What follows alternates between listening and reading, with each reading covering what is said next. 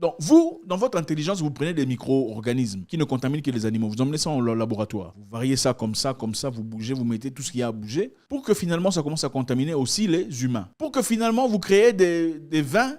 Vous comprenez ce que c'est le vin? Pour protéger les humains au cas où ces micro-organismes que vous avez transformés contaminent les humains. Alors, encore au Soudan, des choses incroyables sont en train de se passer. Je sais qu'à un moment donné, on devient un peu immunisé aux nouvelles horrifiques qui se passent en Afrique. C'est quand même curieux de le remarquer, évidemment, parce que voilà, à force de toujours être exposé à des mauvaises nouvelles, on commence à voir que c'est tout à fait normal. Il y a des choses incroyables qui risquent de se passer au Soudan. Je vous invite de regarder cette vidéo avant de commencer. De son côté, l'Organisation mondiale de la santé alerte d'un risque biologique énorme après la prise d'un laboratoire public qui renferme des agents pathogènes. That is extremely dangerous because we have polio isolates in the lab, we have measles isolates on the lab, we have cholera isolates in the lab. So there is a huge biological risk associated with the occupation of the Central Public Health Lab in Khartoum by one of the fighting parties.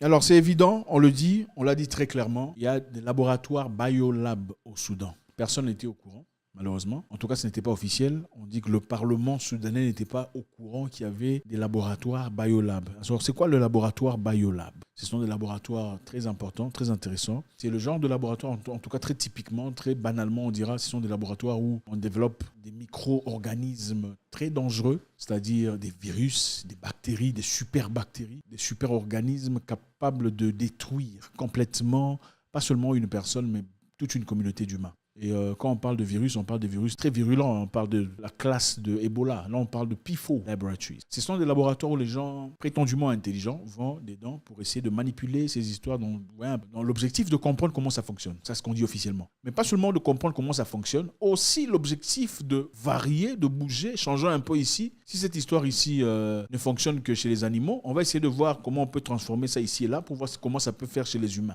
C'est ça le niveau de l'intelligence que certaines personnes pensent avoir. Oui. Donc, en fait, il y a des maladies et des virus qui ne contaminent que les animaux. Okay? Chez les animaux, c'est très virulent. Chez les hommes, soit ça ne se transmet pas, soit ça n'a pas vraiment d'effet. Mais dans les laboratoires, Biolab, PIFO, c'est là où on peut bouger ça. Comme ça ne marche que chez les animaux, on va changer ça un peu ici pour que ça marche aussi chez les humains. Maintenant, ça sert à quoi? Il n'y a qu'un nombre très limité de biolabs sur Terre. Des endroits bien répertoriés. Mais très récemment, on a découvert qu'autant que c'est répertorié sur Internet, il y a aussi des endroits, souvent en Afrique, où il y a des biolabs qui ne sont pas répertoriés. J'en ai personnellement vu un à l'est d'un pays en Afrique centrale, un biolab. C'est-à-dire, c'est un laboratoire où on peut garder l'Ebola, on peut garder beaucoup d'autres choses similaires ou plus virulents que l'Ebola. En laboratoire, là, on travaille. Maintenant, les cas d'accidents sont fréquents ou pas? Ça peut arriver. Vous savez qu'en 2019, nous sommes tous partis en confinement, n'est-ce pas? C'était pourquoi?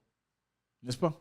C'était venu d'où? Ah, ok. C'était venu d'un biolab. Ouais. C'était venu d'un laboratoire quelque part là-bas, qui s'est propagé dans tout ça, et puis ça a commencé. C'est exactement ça. C'est ça ce qu'on appelle biolab. Je sais que beaucoup de personnes ne parlent plus de ça.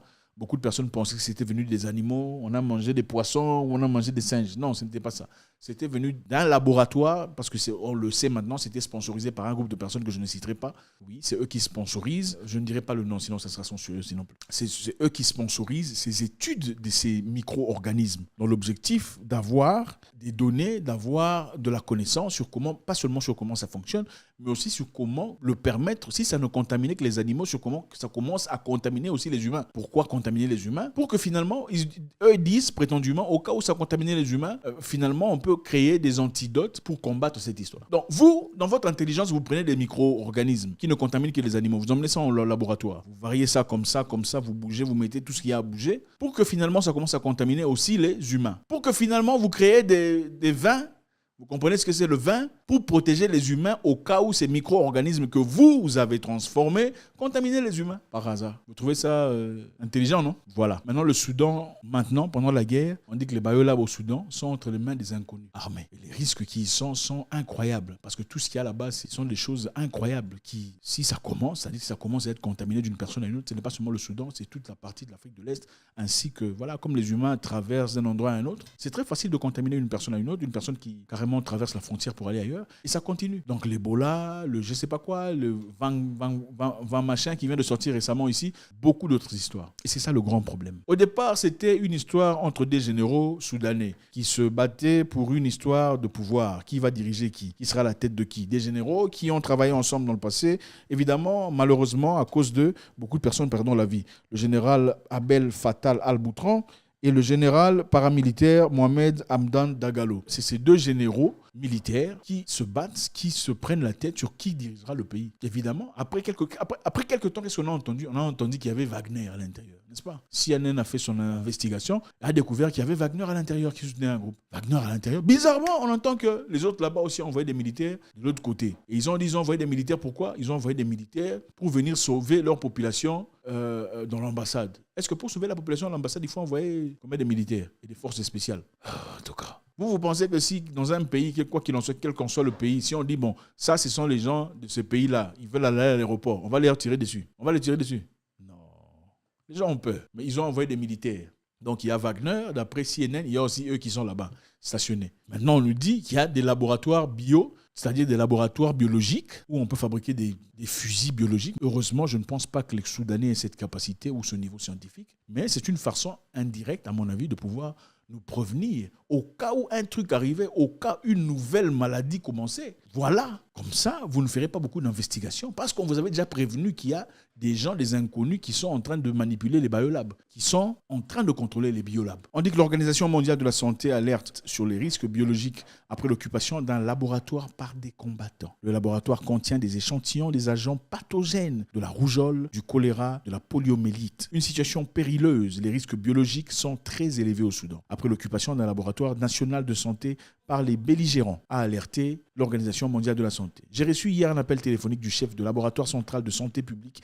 Il est occupé par l'une des parties combattantes, a déclaré en visioconférence le représentant de l'OMS au Soudan. Ils ont enlevé tous les techniciens du laboratoire qui est maintenant complètement sous le contrôle d'une des parties combattantes comme base militaire. Donc ils ont chassé tout le monde, ils ont fait de l'histoire, le laboratoire, une base militaire. Vraiment, il faut avoir quel genre de cerveau pour faire ces gens. Il souligne que la situation est extrêmement dangereuse, car le laboratoire contient des échantillons des agents pathogènes de la rougeole, du choléra, de l'Ebola, de la poliomyélite et beaucoup d'autres choses. Cette occupation présente donc un risque biologique énorme, a-t-il insisté. Donc c'est ça. Il y a aussi des gens, vous savez, il y a des gens aussi qui ne sont pas très intelligents. On dit même pour être un voleur, un bon voleur, c'est quelqu'un d'intelligent. Il sait comment. Un bon menteur, ça doit savoir comment mentir. Quand tu mens, le mensonge doit aller en accord avec ce qui est là. Et puis un bon mensonge aussi, je vais vous apprendre, un bon mensonge doit toujours être accroché à une vérité. Dans un mensonge parfait, il n'y a pas seulement le mensonge, il faut la vérité plus le mensonge. Ça va créer le brouillard. Bon, ça, il faut lire dans un livre. Malheureusement, beaucoup ne lisent pas, entre parenthèses. C'est pour dire, il y a des gens pas très intelligents. Comment est-ce possible? Un militaire qui va en laboratoire biologique, n'est-ce pas, et tourne cette histoire, le rend complètement un camp militaire. Il faut être... Préparons-nous, les amis. Et je pense que nous devons aussi refuser ces genres d'histoires.